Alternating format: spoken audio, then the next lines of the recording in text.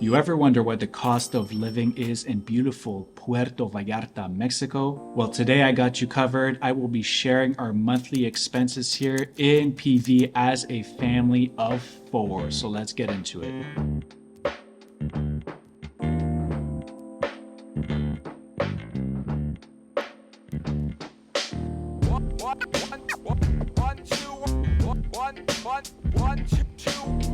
Bienvenidos, amigos, and welcome back to another episode of More Live Diaries. And I am here solo in the MLD studio. I'm going to share with you guys our full monthly expenses for a specific month that we tracked a few months back. And I'll also be comparing it to our last cost of living episode where we did the exact same thing, which was just about a year ago. So just to see where we're spending a little bit more, where we're spending a little bit less, and just compare the totals at the end to see how we're doing literally a year later. Hopefully it's less.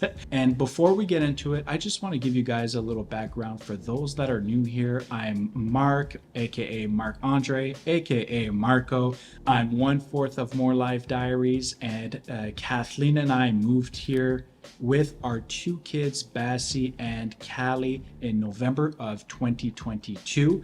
And since then, we've been documenting our journey through videos on YouTube. So we greatly appreciate it. If you're new here, please do hit the subscribe button. And don't be afraid to comment down below if you're surprised by anything, what your monthly cost is wherever you're living, so we can kind of compare. Greatly appreciated if you're new here, and if you're returning, thank you very much. Let's get into some disclosures, guys. The exchange rate at the time that I'm doing this, because I will be putting the USD and Canadian dollar, is 12.41 for CAD and 16.98 for USD.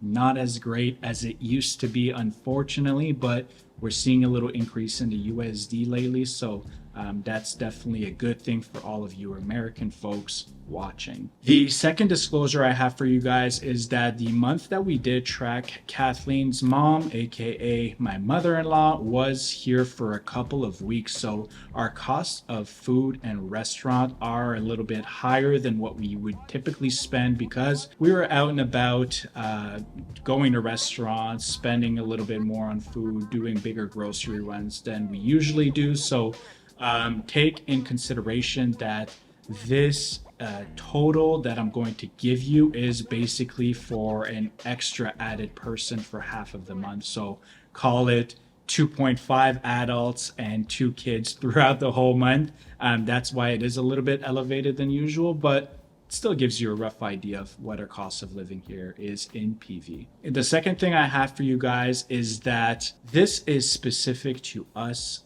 I know people that spend our total monthly expenses on their rent alone. So it really depends on where you decide to live, what kind of house you decide to get, where you decide to spend your money, obviously in regards to restaurant, high-end versus taquerias, grocery store, local shopping at Tianguis, or going to La Comer, a very high-end grocery store. So again, this is just for us. We kind of live low-key lives. We don't go to any fancy restaurants or grocery stores, as you'll see.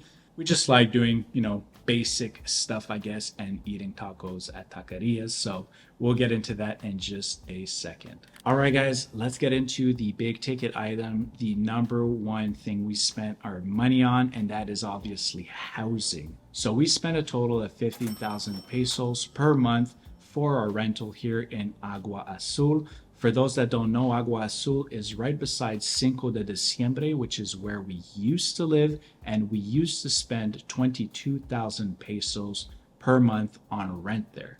Obviously, getting out of the downtown core, you're going to find a lot more affordable rentals, which is exactly what we wanted, but we still wanted to be close proximity to the downtown core. So right now we're a few minute walk from Colonia Cinco de Diciembre, but we're about a 20-minute walk from the beach, whereas we used to be a few minute walk for the beach. So you really pay for that proximity to the beach and the proximity to being around, all the activities and the malecon and those types of things. Next up, we have utilities. We spent a total of 1,136 pesos, which is significantly down from what we used to pay during our last cost of living episode, which was 3,205 pesos. Let's break that down. For gas, so the gas stove, the oven, and the hot water, we pay 600 pesos, which is about one big tank per month.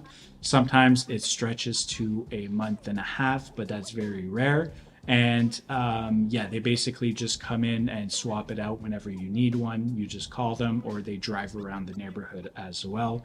Electricity bill, guys, we pay 250 pesos for the month. You're billed every 2 months, so our bill was 500 pesos for 2 months. We used to pay 2,000 pesos per month at our last place, and we had not even used the AC, which is what uses the most electricity here. So I know, sketchy. We brought it up. It was a big reason that we ended up moving apartments, because that's a big expense on top of your rent. So really good here. We do use the AC in moderation, just sometimes when it gets a little bit humid, but very rarely. We have a nice breeze going through this departamento here, so we're really thankful for that. But huge savings from an electricity standpoint. Next up is garrafon, the potable drinking water, the big water jugs that you've probably seen if you've traveled to Mexico. We spent a total of 286 pesos. So we use about 6 to 8 bottles of water per month, about a couple per week, give or take. So that is just for us to be able to have drinking water, to be able to cook with that water. We don't drink any tap water. We basically just brush our teeth with the tap water, and that's it. Transportation. So the only really expense we have for transportation is gas that we put in the car. Yes, it does happen that Kathleen takes the bus here and there or takes an Uber, but it is very rare since I can just drive us around everywhere. We spent a total of 1,713 pesos, which is a little bit higher than the last time we spent 1,333. So the big difference is I think I filled up 1.5 times. So a full tank and maybe like half a tank or a little bit less this month. Makes sense since Kathleen's mom was here. We were doing a little bit more driving around than what we're used to. That is kind of low to spend on a full month for gas. The reason being is gas is a little bit more expensive. However, everything here is in close proximity. You're not driving far. You're using up a lot less fuel. Again, guys, this is for a month. Like, we usually fill up the tank maybe once a month. Eating out is where we spent a little more than usual, but again, having guests over, you want to take them to your favorite restaurants. You want to go to restaurants to have the kids run around and play. So we spent a little bit more here, but again, we had a guest over, so we had to show them a good time. We spent a total of 5,525 pesos, or 325 USD, 445 Canadian. So let's break that down. Takeout, whenever we wanted pizza or to go to a fast food place, we spent a total of 2,150 pesos. For tacos, and yes, it's important for us to break down our taco consumption, we spent 865 pesos on eating tacos. Coffee shops, we spent a total of 560 pesos, and we like to go to coffee shops to work most of the time, just to break up the routine of always having to work here. So we just find little quiet coffee shops and work for a couple hours. And desserts, yes, we have a sweet tooth, or as I like to say, sweet teeth. We spent a total of 100 pesos, so not bad at all. considering we usually consume more than that. And I think it was just for little cakes on the Malecon that are sourced from Costco. Restaurants, we spent a total of 1,850. Those are sit-down restaurants where, you know, meals are typically a little bit more expensive. We spent that much. I think we went maybe 3 or so times. So total of 5,525 for the month, a little bit higher than usual, and higher than our previous amount, which was 4,950 más o menos. So we'll do better next time, guys, I promise. Groceries, we spent a total of 8,155 pesos or 480 USD, 657 Canadian. So the breakdown for the groceries is a little tiendas. So we have a little tiendita downstairs that have fresh produce. We typically pop in to buy, an onion, bananas, tomatoes, tortillas, and we try to go there as much as possible just to support locally. We spent a total of 1,214 pesos. Costco, where we buy what we consume a lot of, what we really need to buy in bulk, we spent 4,161 pesos. So again, that does seem high. We spent a little bit more at Costco than we usually do.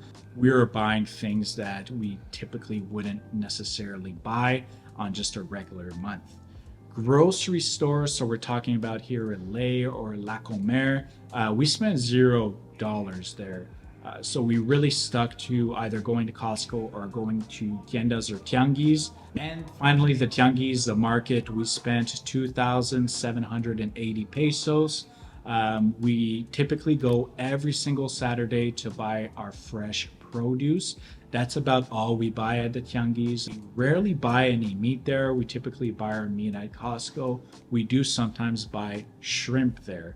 Which is, the only kind of meat or seafood that we'll buy. So again, we're not spending as much as we do at Costco because that's where we buy most of our meat. So for the month, 8,155 in comparison to 8,050, which was our last cost of living episode. So not bad considering we had to feed a whole other person for 2 weeks. Personal care, we're looking at 940 pesos, $55 USD or $75 Canadian. So you cannot tell me that that is a lot. We obviously don't spend a lot of money on personal care.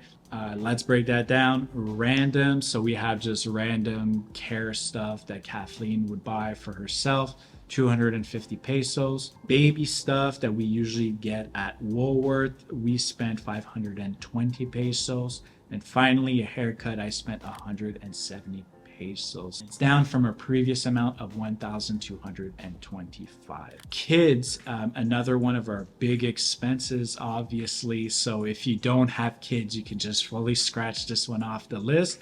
We spend 9,400 pesos or 554 USD, 758 Canadian. So we send the 2 kids to a private school, a private Montessori here. We spend 4,500 pesos each for them to go to private school. And Bassie goes to drawing class, which is 400 pesos per month, once per week. So overall, the schooling here, if you are sending your kids to private school, that's going to be one of your major expenses. We do talk about in other videos the types of schools that are offered here. So it's really a matter of you doing your own research and finding out prices on how much kids private schools are, if that's the route you want to go. There are some that are significantly more expensive than what we pay, and there are schools that are also a little bit less expensive. Sports and activities, which basically all goes towards a gym membership for me and Kathleen. So we spend a total of 760 pesos, which is 45 USD or $61 Canadian. Yeah, it's just basically a discount for two people to go to the gym here. It's not as cheap as maybe you would think a gym membership is in Mexico, but it is one of the cheaper ones that we found, and we absolutely love the gym where we go. So it's hard to find a good one with a lot of space, a lot of cardio equipment and machines. So yeah, it's definitely worth it for us to try to stay in shape as best as we can and run off some of those tacos. So clothes and shoes or other things that we spend money on, I just have it at a zero. We've talked about it in a video before. We don't really do any impulse shopping here or any clothes shopping in general, or we've barely done any. We've gotten like some stuff from the tianguis here and there. In this specific month, we didn't, but we came here with the clothes and the toys and the things that would hopefully last us at least a year or two. So we do buy some stuff here and there. It's very rare. I cannot think of a last item of clothes that I bought here or shoes. It was many, many months ago. So we don't really do any spending on that front or impulse shopping in general. We just don't feel the need to.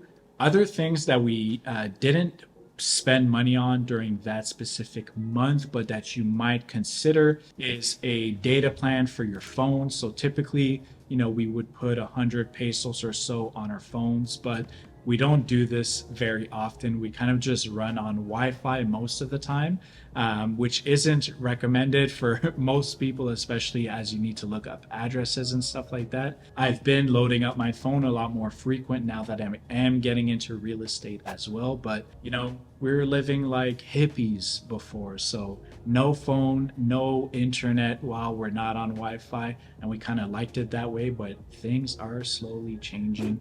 So for that, yeah, I'd say budget 100, 200 pesos plus the SIM card if that's something you need to buy. The next thing is if you do drive, you do need to get Mexican insurance. I didn't add it as part of this list because it's kind of a one-time thing that you pay at the beginning of the year or whenever you arrive. That's about a couple hundred USD. So budget for that if you are planning on driving here. So guys, let's get to the big number, the most important one, the reason why you are here. What is the cost of living per month for us, a family of four living in Puerto Vallarta, Mexico, while my mother-in-law was in town for 2 weeks? The total that we spent was 42,000 pesos, 629, 2,510 USD, $3,434 Canadian. So is PV as affordable as it once was? I'd say that the cost of living is getting higher based on the exchange rates, based on inflation. However, for us, since our last cost of living episode, which was about a year ago, we have cut our cost down by 9,234 pesos, 544 USD, or 745 Canadian. That number would be even more if obviously we didn't have someone visiting for 2 weeks and going out and eating more frequently and spending more on food. So for us anyways, the goal is to try, maybe not every single month, but every now and then, to try to cut cost wherever we can. A lot of our cuts came from obviously moving out of the central area. So we're saving a lot on that front when it comes to rent, but also just our electricity in itself going from 2,000 to a small fraction of that definitely helped us put a lot of money in our pockets. So if you have any questions, don't hesitate to give us a shout. Give us a comment down below or email us at moreliveddiaries@gmail.com. We love to communicate with you guys. We love to help you guys as best as we can based on our experience here. And yeah, we just appreciate every single one of you that tunes in. Please, if you haven't already, hit the subscribe button. It's greatly appreciated. We'd love for you guys to join us on this journey of living here in beautiful Puerto Vallarta, Mexico. On that note, we will catch you in the next episode. This is our journey. More Live Diaries. Peace.